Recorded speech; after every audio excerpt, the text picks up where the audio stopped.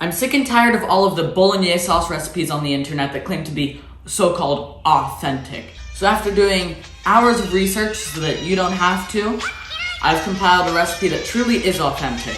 Now let's do this, shall we?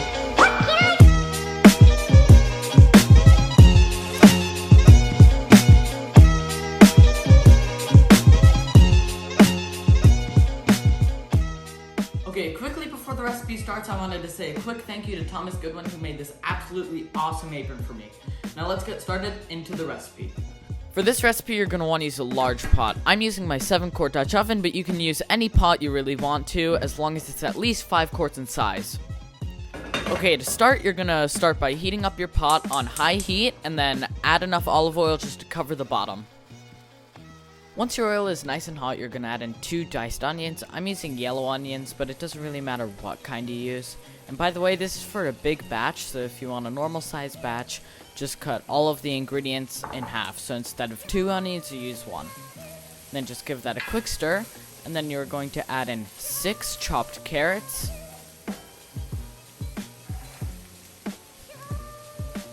and 6 ribs of celery, also chopped.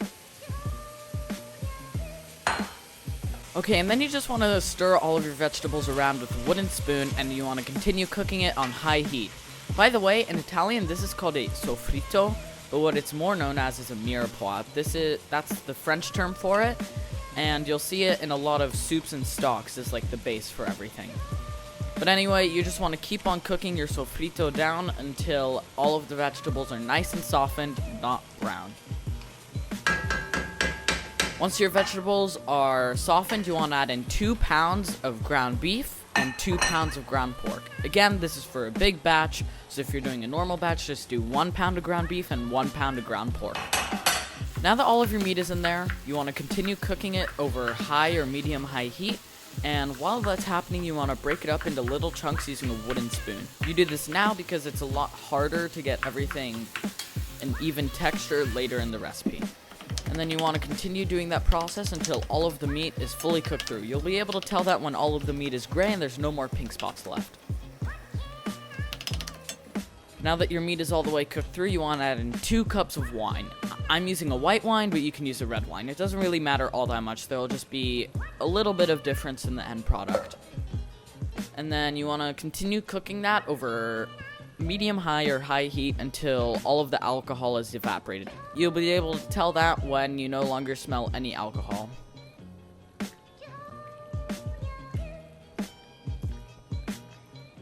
Okay, now that your alcohol is all evaporated, you're going to add in 28 ounces of crushed tomatoes or Italian tomato passata.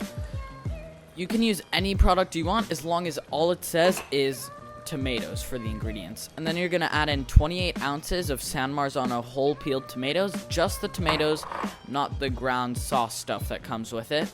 And then you're going to add in 10 ounces of tomato paste. Then you're just going to give that a stir with a wooden spoon, kind of pushing the whole tomatoes against the wall so that it all kind of breaks up. Now you're going to take your empty can or bottle of ground tomatoes and fill it up with water and put that water into your bolognese sauce. The reason you do this is because a lot of water will evaporate while you're cooking it, and you don't want it to burn or anything. And also you get all of that extra tomato flavor that you'd be missing out on if you didn't do this. Of course, it's not the most important step, so if you accidentally throw your can away, then you can just use an extra 28 ounces of water. Now this is a completely optional step, but I like adding in the rind of Parmigiano Reggiano, which is like that waxy part at the end that you normally don't want to eat. But I think it adds a nice sort of, little flavor enhancer into this sauce. It's completely optional, and if you don't have it on hand, you don't have to use it.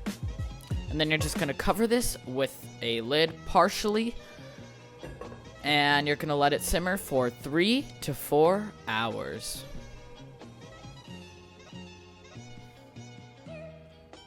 During those 3 to 4 hours, you're going to want to be stirring it every 30 minutes to an hour just to make sure that nothing burns on the bottom. And then you're going to add enough whole milk until it is the normal consistency of a bolognese sauce. Not too thick, but also not too thin. I used 1.5 cups here, but it's dependent on how much water evaporates out during this 3 to 4 hour simmering process. I know it sounds weird to add milk in something like this, but it's the right thing to do. Just trust me on this one. It's authentic, and it'll kind of round out the taste. And then you're going to season your bolognese sauce generously with salt and pepper. This is the only seasoning in the entire sauce, so you want to make sure that you go pretty heavy here, otherwise it'll be very bland. And then you can make some pasta bolognese or lasagna. There are many things you can do with bolognese sauce. I actually made my own pasta for this, and I might release a recipe on that eventually. But anyways, I hope you guys enjoyed the video. See you in the next one.